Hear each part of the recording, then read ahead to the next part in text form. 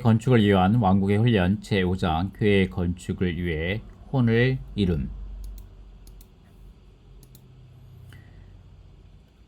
거의 모든 그리스도인 교사들은 마태복음 16장 21절부터 28절까지를 같은 장 16절부터 19절까지에서 분리시켰다. 그들은 16절부터 19절까지를 그리스도와 교회와 왕국에 관한 부분으로 간주했다. 내가 아는 바에 의하면 어떤 사람도 이 구절들을 그 다음 구절들과 연결시키지 못했다. 이 때문에 많은 사람들이 21절부터 28절까지의 교회 구절들이 교회를 건축하는 길을 계시한다는 사실을 보는데 가리워져 있다. 수년 전에 우리는 그리스도와 교회에 관한 계시와 그리스도께서 그분의 교회를 건축하시겠다는 예언을 보았다. 그러나 최근까지 우리는 교회를 건축하는 길을 보지 못했다.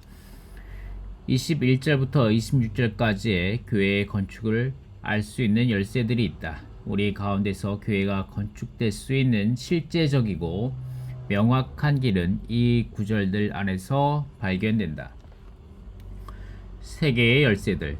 우리는 이러한 구절들 안에서 그리스도의 죽음과 부활뿐 아니라 우리가 훈련해야 할 세 개의 열쇠, 자아를 부인함, 십자가를 짐, 혼생명을 이름들을 갖는다.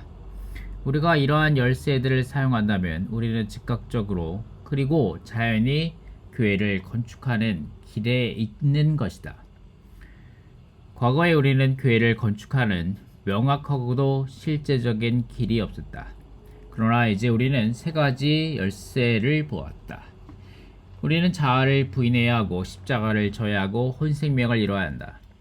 우리가 지적했듯이 십자가를 지는 것은 고통을 당하는 것이 아니라 하나님의 뜻을 받아들이는 것이다. 이것은 교회와 모든 믿는 이를 하나님의 뜻으로 받아들이는 것이다. 하나님 안에 있는 모든 믿는 이는 여러분을 위한 하나님의 뜻이다. 더 나아가 교회는 하나님의 뜻이다. 따라서 교회와 모든 믿는 이들은 둘 다 우리에게 십자가이다. 우리는 이 십자가를 택해야 하고 그것을 져야 한다. 앞의 메시지에서 우리는 처음 두 열쇠들을 숙고했다. 이 메시지에서 우리는 세 번째 열쇠를 숙고할 것이다. 혼과 혼생명.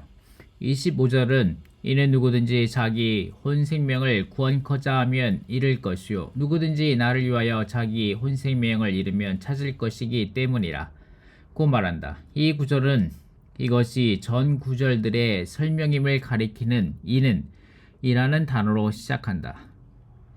혼생명 또는 생명으로 번역된 헬라어 단어는 혼에 대한 단어인 푸슈케이다.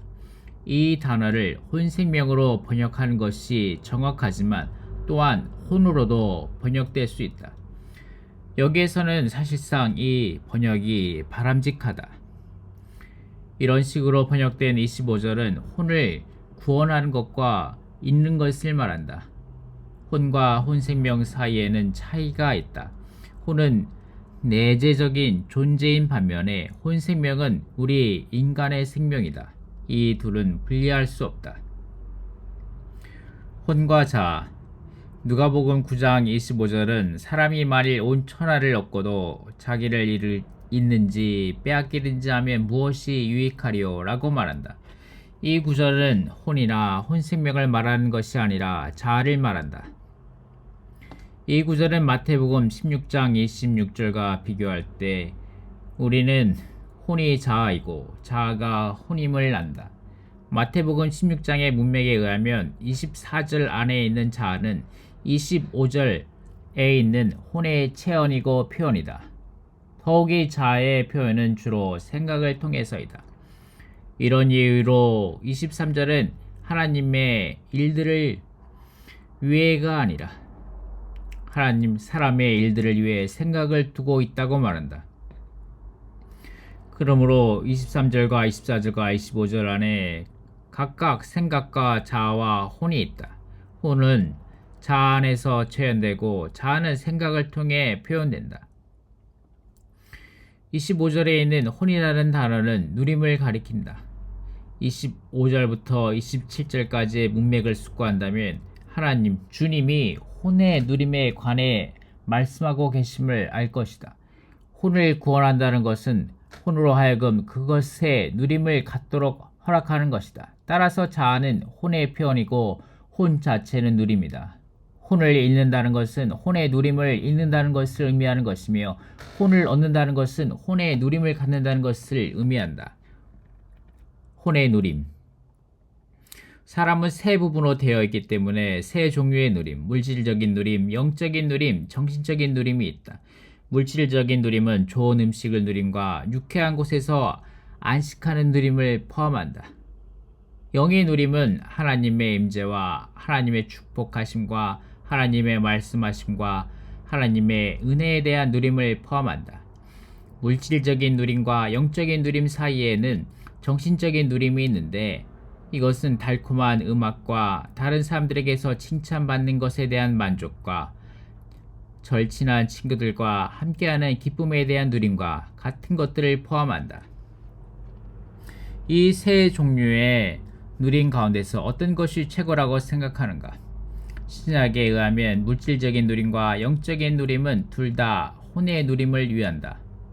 이런 이유로 하나님은 사람을 몸이나 영으로 창조하지 않고 혼으로 창조하셨다. 마태복음 11장 29절에서 주 예수님은 우리가 그분의 멍에를 메고 그분께 배우면 우리의 혼이 쉼을 얻는다고 말씀하셨다. 그러나 이러한 종류의 안식은 영의 안식에 의해 뒷받침되어야 한다. 영이 주 안에서 안식하지 못한다면 혼은 안식할 수 없다. 혼의 안식은 영의 안식에 의해 뒷받침되어야 한다. 나이트클럽에 가는 사람들은 육체와 혼의 방법으로는 만족할지 모르지만 영의 만족에 뒷받침은 없다. 그들에게는 이러한 뒷받침이 결여되어 있으므로 그들의 육적이고 죄된 만족은 공허하다. 그러나 혼 안에서 누리는 안식은 영 안에 있는 안식의 뒷받침과 영의 만족의 뒷받침이 있기 때문에 그침이 없다. 최고의 누림은 물질적인 누림이라 영적인 누림이 아니라 혼적인 누림이다. 물질적인 누림은 혼적인 누림을 이어하고 영적인 누림도 혼적인 누림을 뒷받침한다. 우리 모두는 인간 존재이기에 누림을 구한다.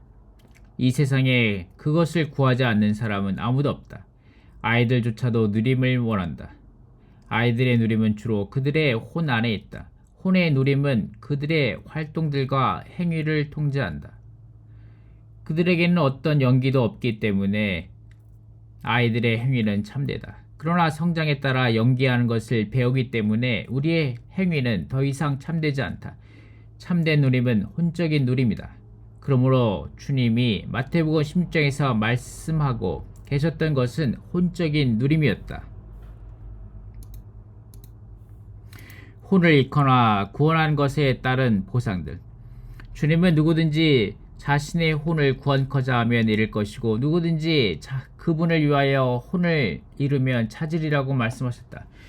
우리는 혼을 잃는 것과 혼을 구원하는 것 둘 다에 대한 보상을 받을 것이다. 27절은 인자가 아버지의 영광으로 그 천사들과 함께 오리니 그때 각 사람의 행한 대로 갚으리라고 말한다.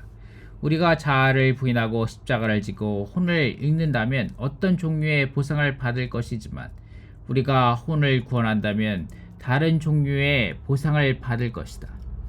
우리는 이렇든 저렇든 주님이 오실 때 보상을 받을 것이다. 그러나 이 보상은 순전히 미래의 일만은 아니다. 이것은 28절에 의해에 입증된다. 진실로 너희에게 이르노니 여기 섰는 사람 중에 죽기 전에 인자가 그 왕권을 가지고 오는 것을 볼 사람들도 있으리니라. 주님은 두 가지 방법, 즉 장래의 오심과 그분의 변형 안에서 오심으로 오실 것이다. 주님의 산 위에서의 변형은 왕국에서의 오심에 대한 형태이다. 두 형태의 오심에 모두 우리의 행위들에 따른 보상과 우리가 자신들을 부인하고 십자가를 지고 혼을 잃느냐에 따른 보상이 있다. 혼을 구원하는 것은 자아를 기쁘게 하는 것임. 우리는 우리의 체험에 비대서 혼을 구원하느냐 있느냐에 대한 문제를 이해해야 한다.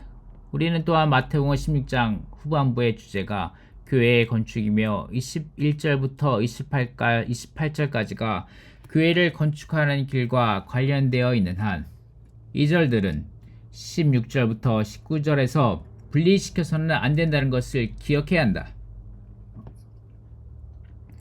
형제들의 집에 살고 있는 형제들이 그리스도와 교회의 건축에 관한 이상을 보았다고 가정하자. 그들은 주님이 그분의 경륜을 위해 교회 생활을 회복하기 원하신다는 것을 알지만 집에서 생활하는 상황은 전혀 고무적이지 못할 수 있다. 아마 아무도 기꺼이 그릇을 치려 하지 않을 것이다. 실망되는 상황으로 인해 형제들 중 몇 명은 그 집에서 나올 것을 고려할 수도 있다. 그러나 그들이 그 집에서 나온다면 그들은 자신을 위해 쉬운 길을 택하고자 하는 그들의 혼을 구원하게 될 것이다. 한 형제는 실제로 그 집에서 다른 집으로 이사가서 그곳에서 몇 주일을 지낸 후에야 상황은 동일하다는 것을 배운다. 그러나 그는 더 나은 교회 생활을 찾는다는 구실 아래 그의 이사에 대한 이유를 감추고서 또 다른 지역에 있는 교회로 옮겨간다. 그는 이렇게 이사함으로써 그의 혼을 구원하고자 한다. 새로운 지방에 이르러서 그곳에 있는 형제들의 집으로 이사하자마자 상황이 그가 떠나왔던 곳보다 훨씬 나쁘다는 것을 발견한다. 그는 이 시점에서 교회 생활에 대해 실망하고 교회를 아주 떠나려고 결심할지도 모른다. 그가 이렇게 한다면 그는 극도로 그의 혼을 구원하게 될 것이다. 그러한 곳에서 우리는 자아를 기쁘게 하는 것은 혼을 구원하는 것임을 본다. 세 번째, 열쇠를 사용함. 이제 우리는 혼을 잃는다는 것이 무엇인가를 보아야 한다. 우리는 교회의 건축의 과정에서 우리의 혼을 구원해서는 안 된다. 오히려 항상 그것을 잃어야 한다. 여러분 자신을 위해 일을 더 쉽게 하려고 더 좋은 환경을 찾아 한 형제의 집에서 또 다른 형제들의 집으로 이사하지 말라. 모든 형제는 하나님의 뜻이며 우리는 각 형제를 십자가로 져야 한다. 다른 사람들이 그것을 씻지 않는다면 여러분이 그것을 씻어야만 한다. 그러나 당신만이 그릇을 씻는다는 이유로 자신을 동정한다면 사탄이 나오는 대문이 열릴 것이다. 그 자는 형제들의 집에서 이사해 나오도록 당신을 유혹할 것이다. 그런 유혹이 올 때 세 번째 열쇠, 즉 혼을 잇는 열쇠를 사용해야 한다. 이 열쇠를 사용한다면 여러분은 주님을 찬양합니다.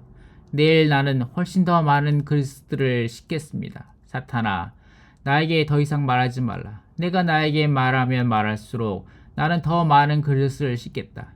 나는 기꺼이 나의 혼을 극도로 잃겠다 라고 말할 것이다. 혼을 잃은 지 얼마 안 되어 교회 안에는 변형이 있을 것이며 이 변형 안에서 여러분은 적극적으로 보상을 받을 것이다.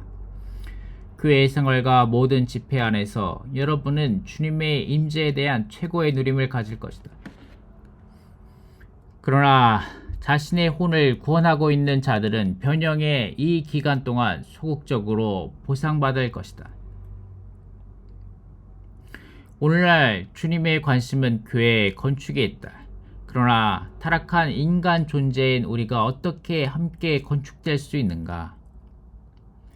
남편과 아내, 부모와 아이들조차 함께 건축되기 어렵다. 우리 모두는 우리 자신들을 위해 누림을 원하고 우리의 누림에 대한 느낌을 만지는 어떤 것에도 맞서서 반응한다. 혼을 잃어버림 없이 교회가 건축되기란 불가능하다. 어떤 사람이 여러분의 마음을 상하게 하면 여러분은 그를 비난하는 것을 누리기 위해 기꺼이 그를 용서하지 않을 수 있다. 그를 용서해 주는 것은 여러분에게 누림이 되지 않기 때문에 여러분은 그를 용서하는 것에 흥미가 없다. 이것은 교회 안에서뿐 아니라 남편과 아내 사이에서도 사실이다. 자매들은 일단 그녀의 남편이 그녀의 마음을 상하게 하면 그 상한 마음을 계속 붙들고 누릴 것이다. 그것을 계속해서 붙드는 것과 그를 용서하기를 거절하는 것은 여러분에게 정신적인 즐거움을 제공한다. 이렇게 혼을 구원하는 것이다. 이와 같이 혼을 구원한다면 여러분은 합당한 가정생활을 얻지 못할 것이다. 합당한 가정생활을 얻기 위해서는 혼을 잃어야 한다. 우리의 혼의 누림은 없어져야 한다. 혼의 누림을 기꺼이 잊는다면 언젠가 주님이 여러분의 가정에 들어오실 때 보상받을 것이다. 그때 주님은 여러분의 혼을 구원하실 것이다. 여러분은 그것을 기꺼이 잃었지만 주님이 안으로 들어오실 때 그분은 그것을 구원하실 것이고 여러분으로 하여금 큰 누림을 갖게 하실 것이다. 교회의 건축을 위해 우리 모두가 우리의 혼을 잃는 것을 배워야 할 긴급한 필요가 있다. 여러분의 혼을 위한 어떤 누림도 보유하지 말라. 오히려 주님을 위해 그것을 잃어버리라. 고통이 아닌 기쁨. 주님은 혼을 잃는 것에 관해서는 고통당하는 것을 말씀하시지 않았다. 혼을 잃는다면 고통을 당할 것이라고 생각하지 말라. 이러한 일에 약간의 체험이 있다면 혼을 잃는 것은 외면상으로는 고통을 당하는 것이지만 사실은 참된 기쁨임을 알 것이다. 한 자매가 그녀의 남편을 용서함으로써 그녀의 혼을 잃는다면 그것은 그녀와 그녀의 가정에 기쁨이 된다. 그것은 합당한 가정생활의 건축을 낳는다. 교회의 건축을 갖는 것에 있어서도 원칙상 동일한 것이 사실이다. 우리의 혼의 누림을 잃는 것은 결과적으로 우리가 교회의 건축을 보기 때문에 기쁨이다. 실제적인 방법으로 여러분이 기꺼이 혼을 잃는다면 다른 사람들은 여러분에 의해 영양 공급을 받고 여러분을 통해 건축된다. 이것은 고통이 아니라 기쁨이다. 히브리서 12장 2절은 주님이 그분 앞에 놓여있는 기쁨으로 인해 십자가를 참으셨다고 말한다. 주님은 눈물로 십자가에 가지 않으셨고 오히려 기쁨으로 가셨다. 그분이 십자가로 가신 것은 그분의 혼을 잃는 것이었다. 그러나 그분은 그 결과를 미리 보셨기 때문에 그분의 혼을 잃는 것에 관해 그분 자신을 동정하지 않으셨다. 그분은 그분의 죽음을 통해 많은 미랄들이 산출될 것을 아셨다. 오늘날의 필요는 우리 모두가 우리의 혼을 잃는 법을 배우는 것이다. 교회 생활에서 여러분 자신을 위한 어떤 혼의 누림을 남겨두기 위해 주장하지 말라. 그러나 이것은 형제들의 집에 있는 형제들이 노예들처럼 일하기를 기대하는 것을 의미하지는 않는다. 형제들의 부모님들 중 어떤 이들은 이것을 오해할 수도 있다. 여러분이 은혜를 얻는다면 혼을 잃는 것이 노예가 되는 것이 아님을 깨달을 것이다. 형제들의 집에서 그릇을 씻고 있을 때 여러분은 기쁨을 얻을 것이고 여러분의 혼의 누림을 기꺼이 잃음으로 다른 이들을 만족해 할 것이다.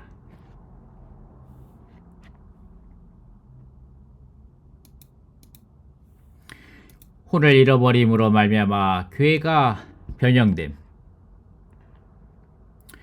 혼을 잃는 것은 우리가 함께 건축되는 데 있어서 기본적인 요소이다. 그것은 자아를 부인하거나 십자가를 지는 것뿐 아니라 혼을 잃는 것이다. 우리는 주님을 위해, 교회를 위해, 모든 성도들을 위해 우리의 현재의 모든 혼의 누림을 잃어야 한다. 다른 사람들을 위해 여러분의 혼의 누림을 기꺼이 잃는다면 여러분으로 인해 그들은 빛비춤을 얻고 영양 공급을 받고 충만될 것이다. 이것이 교회가 건축되는 길이다. 모든 성도들이 기꺼이 혼을 잃는다면 우리 가운데 얼마나 놀라운 상황이 있게 되겠는가. 어떤 마음 상함이나 용서에 대한 필요도 없을 것이다. 우리가 이와 같다면 뛰어난 변형으로 보상받을 것이다. 기꺼이 혼을 잃지 않는다면 이러한 변형에 함께하지 못할 것이다. 반대로 그렇기는커녕 우리의 교회 생활은 어둠이 되고 변형의 기간 동안 우리는 고난으로 보상받을 것이다. 기쁨이 넘치는 대신 어둠에 있을 것이다. 이것은 기꺼이 혼을 잃지 않는 것에 대한 소극적인 보상이다. 우리가 주를 위해 기꺼이 혼을 잃는 것은 교회로 변형되게 할 것이다. 달리 말하면 부흥을 가져올 것이다. 모든 참된 부흥은 그리스도의 오심, 즉 그리스도께서 그분의 보상을 가지고 현재에 오시는 것이다. 그분이 신체적으로 두 번째에 오시는 것이 아니다. 그분은 신실한 자들에게는 적극적으로, 신실치 못한 자들에게는 소극적으로 보상하신다. 나는 교회 생활 안에서 이러한 일이 일어나는 것을 보았다. 부흥과 변형이 왔을 때 어떤 이들은 누리고 있었고 다른 이들은 어둠 가운데서 이를 갈고 있었다. 이견을 갖는 것에 대한 어떤 느낌도 없음. 우리에게 이러한 새 열쇠, 자아부인 십자가를 지는 것, 혼을 잇는 것을 보여주신 주님께 얼마나 감사를 드려야 할지, 우리 자신들을 부인하셨다면, 우리 자신들을 부인한다면 우리에게는 어떤 의견도 없을 것이다. 대륙에서 내가 워츠마니 형제님과 사역하고 있을 때 나는 그가 인도하도록 주님에 의해 세워졌음을 깨달았기 때문에 그가 말하는 것은 무엇이나 행했다. 그러나 이것은 내가 어느 때나 어떤 일들을 행하는데 더 좋은 방법을 가지고 있지 않았음을 의미하는 것은 아니다. 나의 지식에 따르면 나의 방법은 때때로 많은 시간을 벌었다. 그럼에도 불구하고 나는 단순히 나와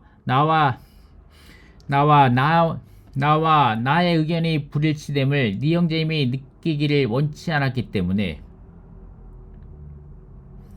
한마디의 말도 하지 않았다. 그럼에도 불구하고 나는 단순히 나와 그의 의견이 불일치됨을 네 형제님이 느끼기를 원치 않았기 때문에 한마디의 말도 하지 않았다. 나의 방법을 분명히 하는데 필요한 시간을 확보하는 대신에 나는 나 자신을 부인했고 나의 길을 잊어버리고 네 형제님의 길을 따랐다. 실제로 이것은 시간을 구속했을 뿐 아니라 우리를 이견의 느낌에서 구원했다. 이견의 느낌을 피하기란 어렵다. 이 느낌은 민감해서 우리들 사이에 부활을 일으킬 수 있다. 융통성 있기를 배움. 1934년 네 형제임은 한구에서 특별 집회를 인도했다. 나는 이 집회에서 네 형제임이 잘 알고 있는 한 동역자를 만났다. 네 형제임은 그에 대해서 이 형제님은 매우 좋습니다.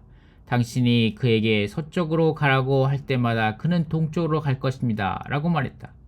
그러나 네 형제님은 이 형제를 비난하지 않았다. 나는 비록 네 형제님의 말을 나의 마음에 새겼지만 처음에는 그의 말을 이해하지 못했다.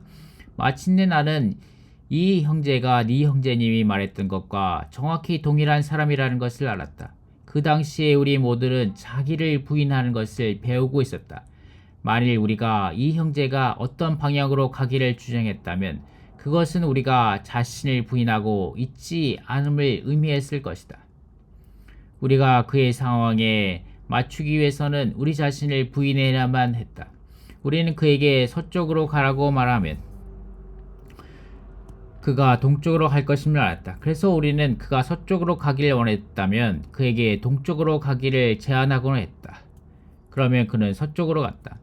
유사한 상황이 오늘날 우리 가운데 존재하기 때문에 모든 장로들은 융통성 있게 되기를 배워야 한다. 그들은 또한 성도들의 다양한 기질에 익숙해져야 한다. 이것을 배우는 길은 자기를 부인함에 달려있다.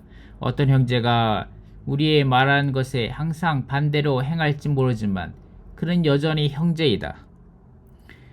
그는 우리를 위한 하나님의 뜻이고 우리는 자아를 버리고 십자가를 져야 한다. 우리는 애써 이것을 행하면서 또한 우리 혼의 누림을 이뤄야 한다. 가정생활과 교회 생활에서 혼을 이룸. 남편들과 아내들은 서로에게 따지기를 좋아하는데 이는 그들이 그것이 누림직함을 알기 때문이다. 남편이 그의 아내에게 기꺼이 양보하지 않는 이유는 그것이 그의 혼을 잇는 것임을 의미하기 때문이다. 그러나 어떤 형제가 그의 아내에게 양보함으로써 그의 혼을 잇는다면 주님은 어떤 순간에 오셔서 그의 혼을 구원하심으로 그에게 보상하실 것이다. 그때가 혼이 누림을 가질 때이다. 이것은 가정생활이 혼을 잇는 것으로 건축된다는 사실을 입증한다. 혼을 잃지 않고서는 합당한 가정생활이 있을 수 없다. 가정생활을 위해 여러분의 누림을 잃어야 한다. 그렇게 하면 주 예수님이 여러분의 가정에 변형을 일으키실 때 여러분에게 적극적인 방법으로 보상하실 것이다. 이것은 교회 생활에서도 동일한 사실이다. 교회 안에서 우리 모두는 우리의 혼을 잊고 우리의 혼의 누림을 잊는 것을 배워야 한다. 우리의 혼을 잃음으로써 변형이 일어날 것이다. 그때 주님의 변형 안에서 우리는 적극적으로 보상받을 것이고 주님은 우리의 혼을 구원하실 것이다. 여러분의 체험을 살펴본다면 이러한 것이 사실임을 발견할 것이다. 혼을 잇는 세 번째 열쇠가 없이 처음의 두 열쇠만으로는 그리 잘 역사하지 못한다. 교회 생활 안에서 우리에게는 혼을 잇는 마지막 열쇠가 필요하다. 교회 생활의 모든 면에서 우리는 우리의 혼을 잃어야 한다. 우리의 혼의 누림을 잊는다면 형제들에게 주장하지 않을 것이다. 그러므로 혼을 잊는 것은 교회가 건축되는 길이다. 세 개의 열쇠들을 훈련함으로써 음부의 문들은 잠기고 하늘의 문들은 열린다. 음부들이 잠기고 하늘들이 열릴 때 우리에게는 뛰어난 교회 생활이 있게 된다. 이 뛰어난 교회 생활이 오늘의 왕국이다. 이것이 교회가 건축되는 길이다. 아멘. 지금까지 읽어드린 메시지는 교회 건축을 위한 왕국의 훈련이라는 책에서 제5장 교회의 건축을 위해 혼을 잃음이라는 부분을 함께 나누어 읽어드렸습니다. 여러분은 이 책을 영어 책으로도 구하실 수 있으며 또한 한국복음서원에서 전자책으로 혹은 인쇄된 책으로 이 책을 구입하여 직접 읽어보실 수 있습니다. 여러분이 1장부터 제8장까지 전체를 천천히 주님 앞에서 기도하시며 읽어보기를 적극적으로 권면하여 드리겠습니다. 함께 하여 주셔서 대단히 감사합니다.